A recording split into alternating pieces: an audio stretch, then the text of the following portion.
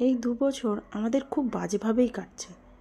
যেদিকেই তাকাচ্ছি শুধু অ্যাক্সিডেন্ট আর অ্যাক্সিডেন্ট। জাস্ট কয়েকদিন আগে প্লেন ক্র্যাশ করে 242 জন তো মারা গেল, সাথে কত ডক্টরও মারা গেল। সেই রেস কাটিয়ে উঠতে না উঠতে আবার চলে এলো কেদারনাথের দুর্ঘটনা। হে ভগবান, আমরা কোনখানে বাস করছি? সেই কেদারনাথের রেস কাটিয়ে উঠতে না উঠতে আবার আমাদের চোখের সামনে ভেসে উঠল সেই লখনৌ থেকে সৌদি আরবগামী বিমানে আগুনের ফুলকি জরুরি অবতরণ। সেই রেস কাটিয়ে উঠতে না উঠতে 16/5/2025 আবার ট্রেন অ্যাক্সিডেন্ট। দেখুন কিভাবে হাওড়া মুম্বাই এক্সপ্রেসে 10টি বগি লাইনচ্যুত হয়ে পড়ে আছে।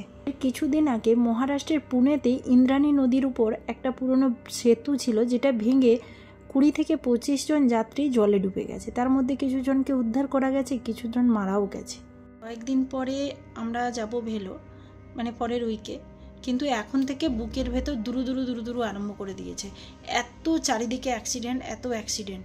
এখন তো ভয় হচ্ছে ট্রেনে উঠতে। ট্রেনে ওঠো, প্লেনে ওঠো, বাসে ওঠো, ব্রিজ ভেঙে যাচ্ছে, হেলিকপ্টার পড়ে যাচ্ছে। মানুষ কোনো রকম বাধা বিপত্তি পেরিয়ে পৌঁছে গেলেও সেখানে মার্ডার করে দিচ্ছে।